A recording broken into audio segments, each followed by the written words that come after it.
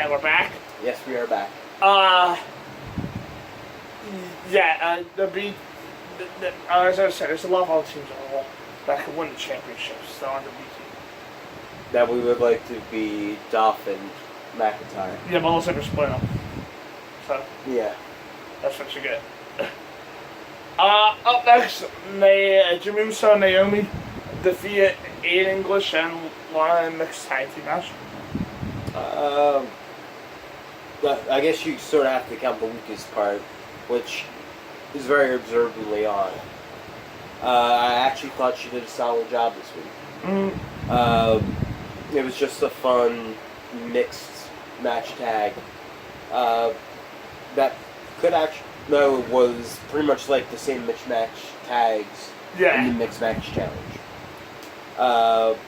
It was fun while it lasted, but overall, compared to those matches, it was short. But overall, it was fine. Yeah, it had fun energy to it. It did well to make some of the matches sloppy moments. Some of Lana's offense was awkward. That's to be expected. Naomi died, almost. If Aiden wasn't there to catch her solidly, Naomi pretty much would have broken her neck. Yeah. Jimmy and Naomi team up outside mixed match challenge is a good move as the real life married couple has obvious chemistry. Yeah. Lana and Aiden actually didn't get they didn't get as big a reaction that they have in the past though. Yeah. That's the sign of the audience cool on those two, or that's Corpus Christi's famous low energy crowd that remains to be seen. I'm surprised SmackDown actually held the restraint of throwing somebody into the Gulf of Mexico. Yeah, I know. Up next, AJ Styles and Shinsuke Nakamura had their contract signed. I actually really like the contract signing. It's probably been my favorite part that they've had Nakamura and AJ do. Minus like Nakamura saying he forgot English or whatever.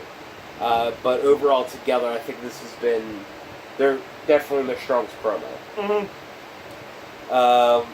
I actually fell in line with the tension they were getting across. Nakamura came off as just pretty much a teasing asshole. Yeah. And literally goaded AJ into a slap, and then AJ lost his cool, which Nakamura has been saying pretty much all along. I think it was the strongest, probably one of the strongest contract signings they've had in a very long time. Right. And probably the strongest promo between AJ and Shinsuke so far. Okay, since you didn't talk about the obvious part. The best part of the segment was that I was backstage. Yeah. I left that reveal for you. You gotta leave one to the more. You forgot, right? Yes. Alright. Yeah, I forgot to add that. I remember it was backstage. And it felt more official than other contract signings. And that way it harkens back to the days of Hulk Hogan versus Andre the Giant. Yeah. There was a unique vibe in the segment that stage welcome. The tension between Nakamura and AJ was great though. They did feel like rivals who have been at each other's throats for the past 2 months. Up next, Becky Lynch defeated Charlotte Flair. What did this all about? The result of this match caught me by complete surprise. I'm not sure if... Well, no, that's not true. Sasha has actually beaten Charlotte clean by a submission. But since then, since she's moved to SmackDown, I don't think she's actually lost clean by submission. No, I'm pretty sure Tamina won on though. Exactly. If I guess the closest one would be Carmella with the Code of Silence. But yeah, I don't think... She never be her top. Yeah, exactly. Why the fuck would Charlotte top of that?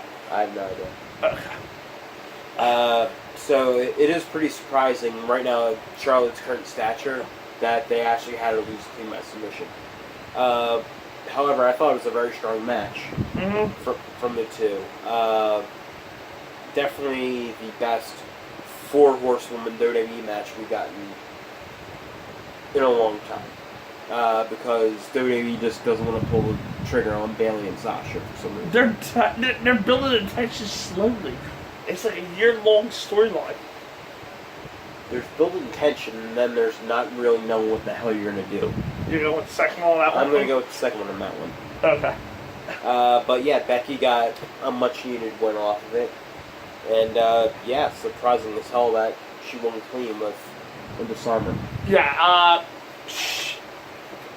And I thought it was a very good match. I thought they were also holding back though, to leave something for a bigger match between them.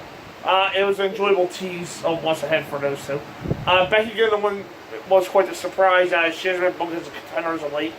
So a clean victory over Charlotte could be the key step to changing that.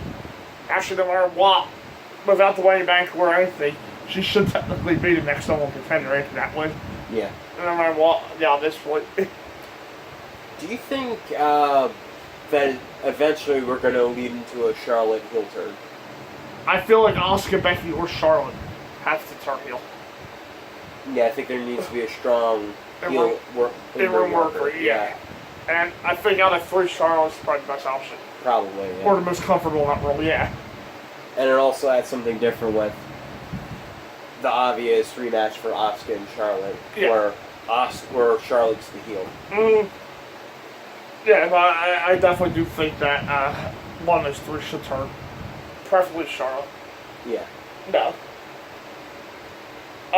Up next, Charlotte's going to turn on Becky again. Everyone turns on Becky. And Becky won't see it coming again. Exactly. She's like Sting. Tamina will help her. She's this generation Sting. Maybe Tamina can save her. Maybe. With her epic return music. Yes. Tamina. Up next, the male version of Tamina. Big Cass. That's it. No, Cash actually has personality. Yeah, I know. It wasn't his best year, to be fair. And Tamina can actually work. Okay. She's not a bad in-ring worker. It's not stellar. I forgot she wrestles. I thought she stands there. Much better than Cass. Well, yeah, I guess so. Carmella. I'm not going that far yet. Carmella was better at NXT. I can't really say the same for Carmella in the main roster. Actually, if anything, I think Carmella downgraded. Just being on the main roster, her ability. Yeah. Up next, Big Cass got promo hype up his match for my bank is down the line. I really did like the look of the way they shot it. Kind of very like the old Mean Genie reviews from the 80s. Really the old school vibes from the show. Yeah. Yeah, there were a couple with the backstage contract signing, yeah. And this. The promo was good, however, I thought in parts it kind of drug on. Like, it felt like he was like circling around the point that he was trying to get to, and just kept on circling it until eventually he got it. Yeah. Just for some reason, like a part of it right by the end just felt like it drug on. Not a bad promo. He's been cutting pretty good promos. But just this one feels like the weakest one so far. In this case, the old school vibe was the best part of the segment. Yeah. He wasn't at his best here with Cass. Most of his delivery for me was kind of robotic. And at times the rivalry stuff's been kind of a one-note song, focusing on the size difference between the men. His feud with Daniel is a potential star-making opportunity, though. He just has to he hasn't consistently seized that opportunity, though. Yeah.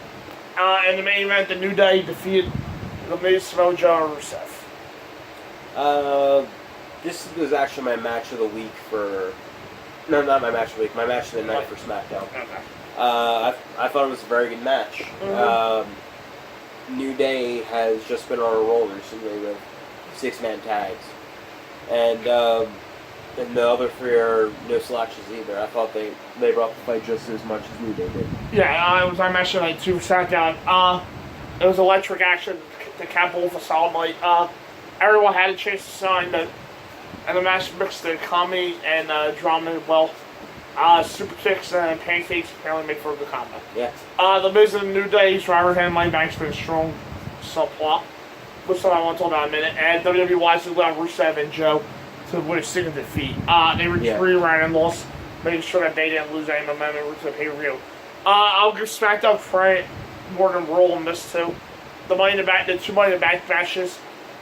It feels like there's at least some little subplot storylines Yeah. going into the Money in the Bank matches on the SmackDown side. On Raw was like Finn's like Four women. No, I'm talking about both of them. Okay. Yeah, on Raw was only 4 women. 4 women and 4 men. Yeah, that's fighting for a briefcase. Yeah. Well, on SmackDown, I got the New Day Miz story that's been going on for the last few weeks. Rusev and Lana teasing becoming Mr. and Mrs. Money in the Bank. Yeah. Joe might not exactly have the set feud, but he's more like the destroyer, I guess, for lack. Still, yeah. For the woman, Becky and Charlotte had their tensions friends, and as Oz is, the dance off last week set a little tension too between Naomi and Lana too. So, well, at least there's some little stories going on their side of things. Yeah. Otherwise, it's just wigs and all being tossed on Raw for the woman. And the same knee injury, apparently. Yeah, that's a bad knee. Yeah, too, the woman might be out because they both have the same exact knee injury. Exactly. Both blondes have a knee injury. By the way, they're probably 2 favorites to win the match. So. Pretty much. Yeah, on the Raw side, definitely. It just feels lazy if they win though. Not bad, but just like you already had that feeling they were winning. Yeah. Like the foreshadowing will be really bad now with the Tally ones. Actually, it would just be horrible with the Alexa one then. Lord knows that will over push once she don't need it. Seriously, she needs to stay out of television for more than a month. With that being said, I'd rather see her versus Ronda than Ronda versus Nia.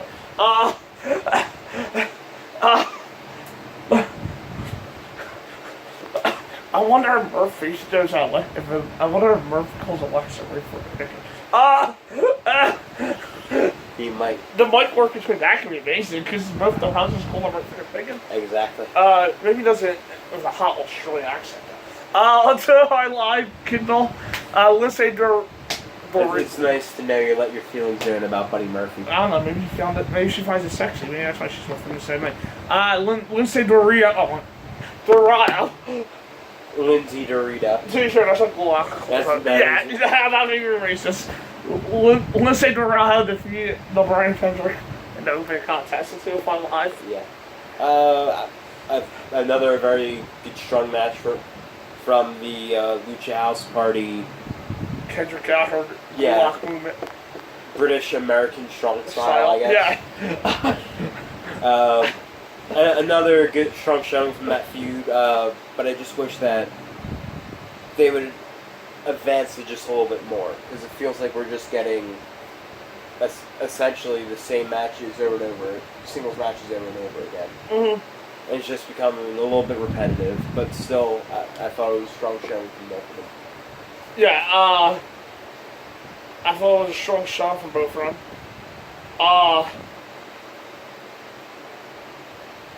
I would change up a little bit because they all seem to be like the open match.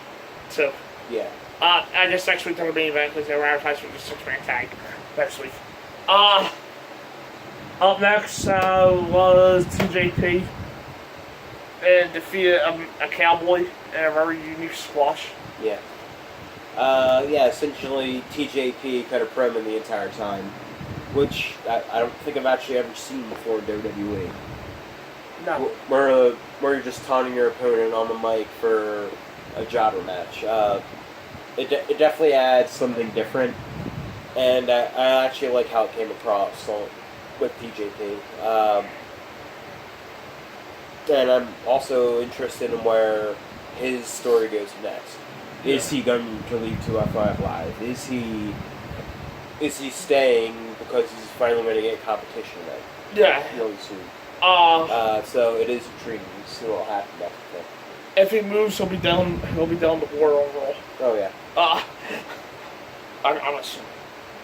I don't think he'll leave 205 Live. Nah, I think they might bring somebody in to feud him. Yeah, but it was a unique take on the usual squash enhancement match. Then there's a video premiere for Leo Rush debuting soon to 205 Live. In the main event, Mustafa Ali Murphy went to a no contest and Hideo Tommy for laid up both of them. Essentially Hideo entering the main event spot for 205 Live, which is definitely a good call. Yeah. To me, this was actually probably my match of the week. Yeah.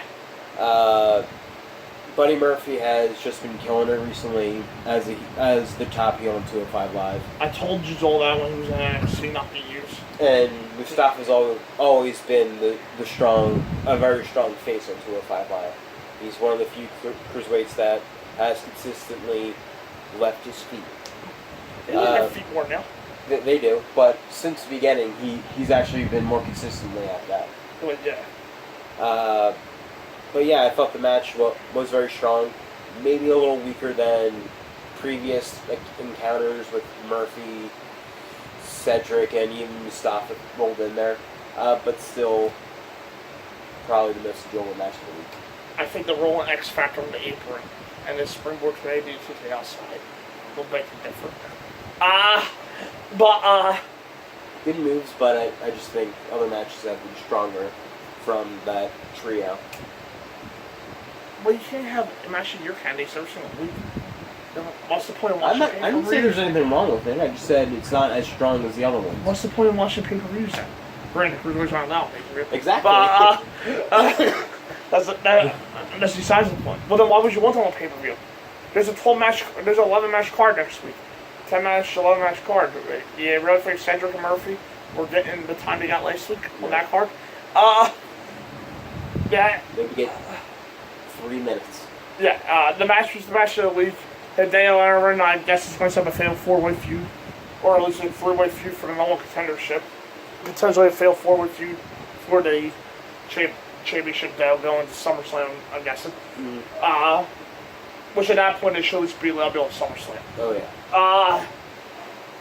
Don't worry, they'll make the pre-show that's a half-empty Barclays.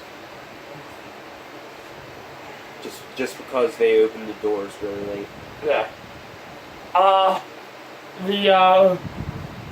NXT kicked off with Shayna Baszler and Nikki Cross's brawl/promo.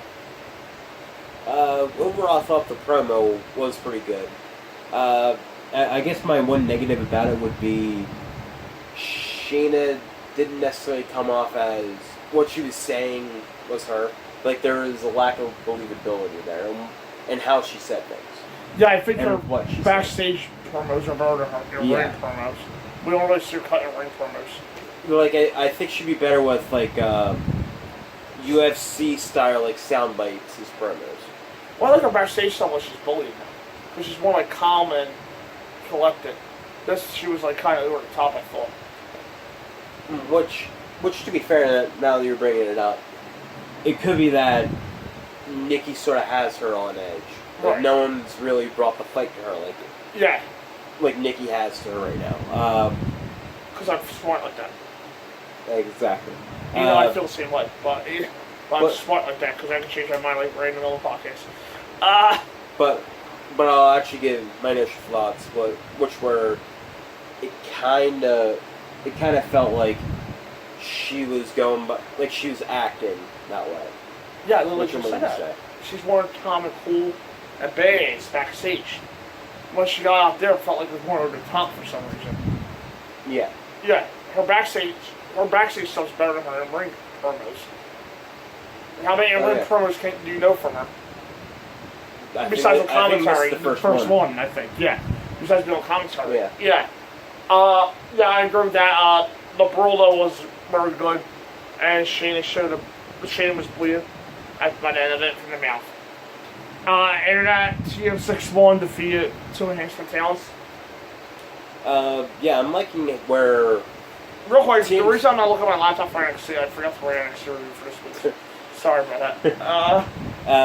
It's alright, I actually couldn't be able to watch the retro review, so we'll do that on Monday and put that up as soon as possible.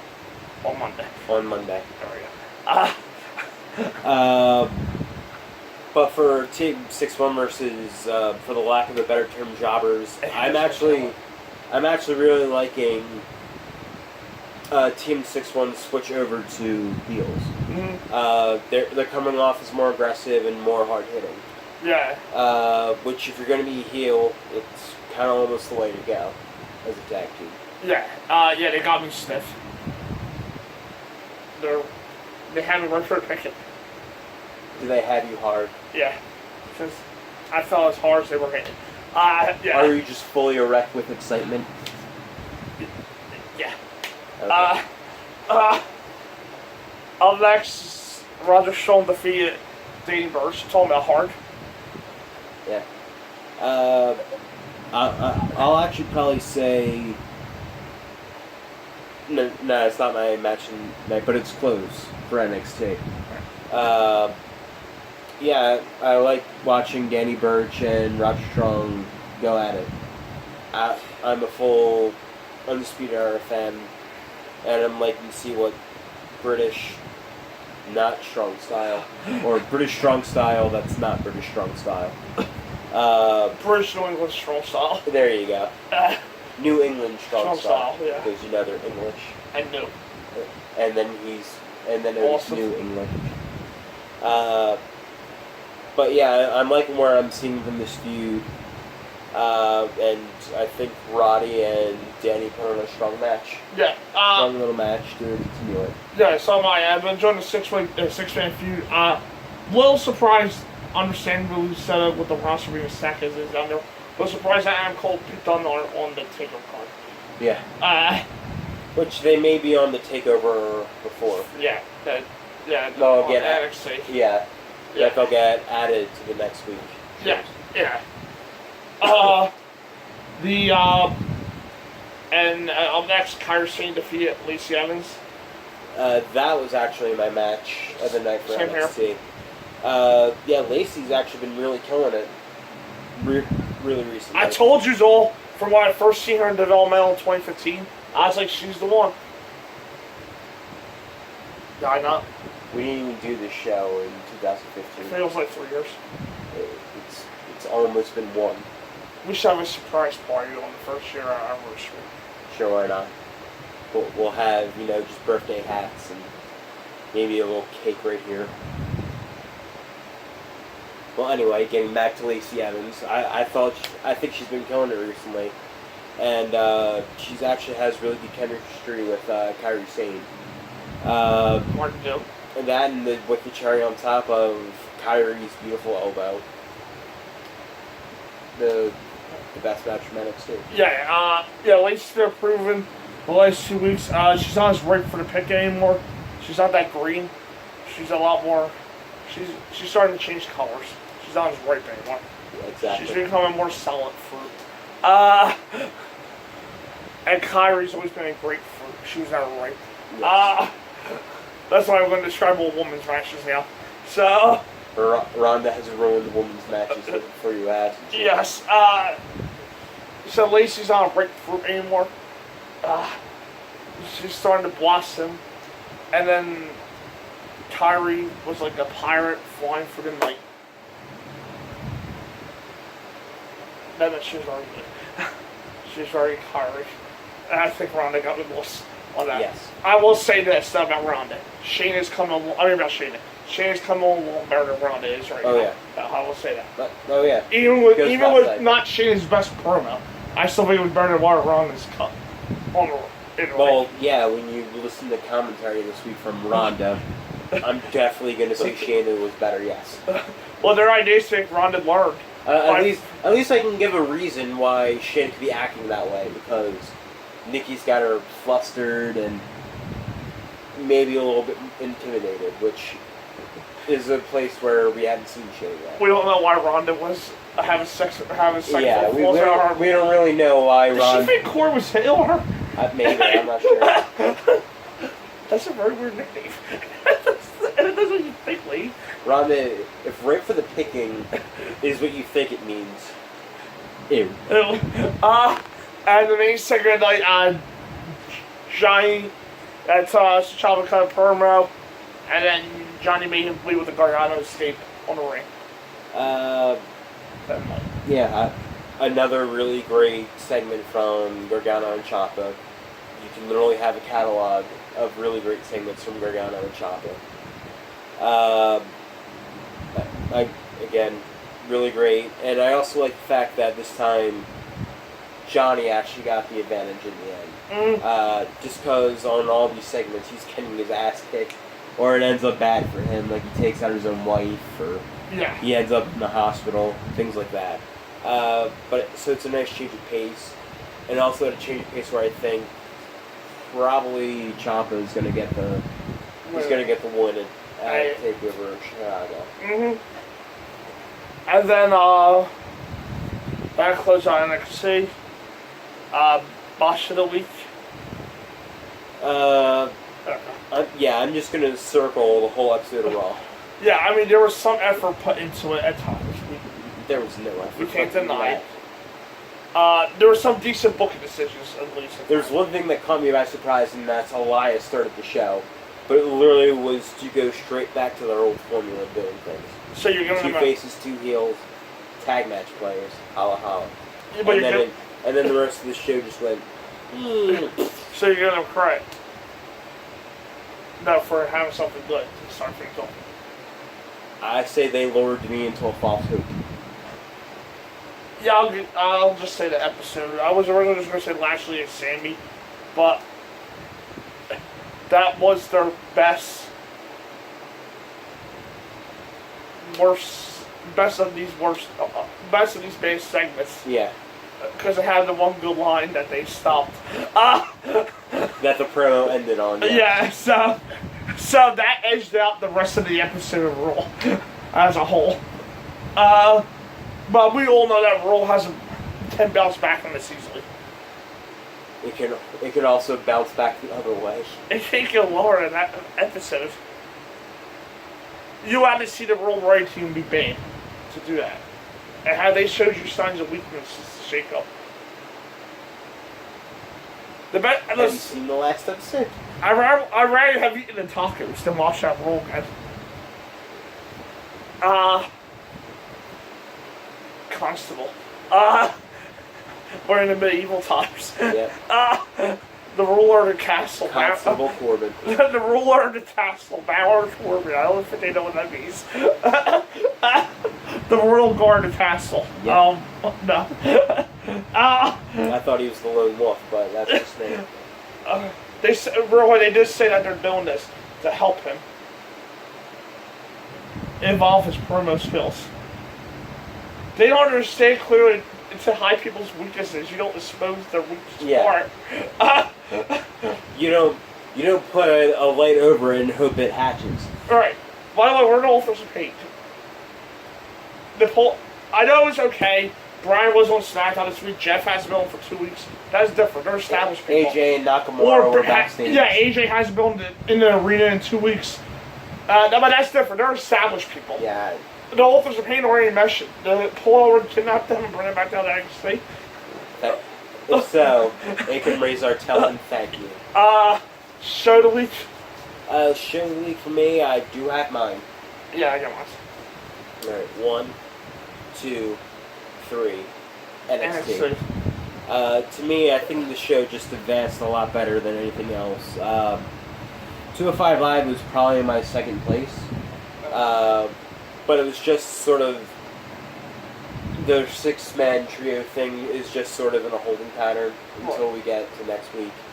And essentially, TJP had an interesting squash match. And the main event is not as good as other matches they've had in the past.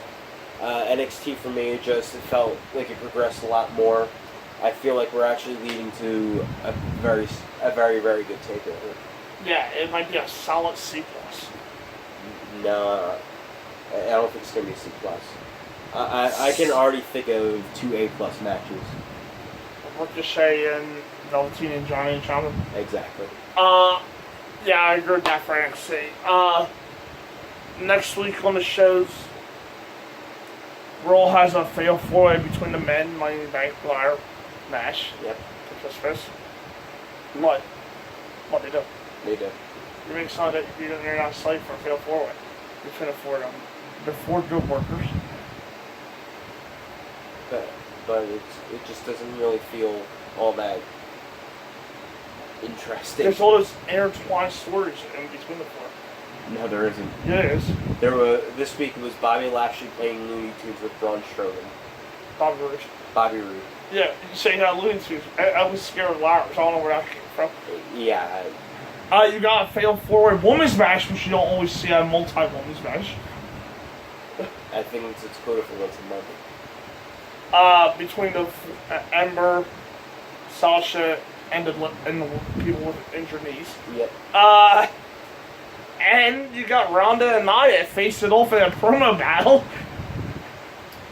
You know, your two strongest mic workers on the entire show. On Raw. Where I'm literally hoping Stephanie McMahon is on Raw. Take note of that.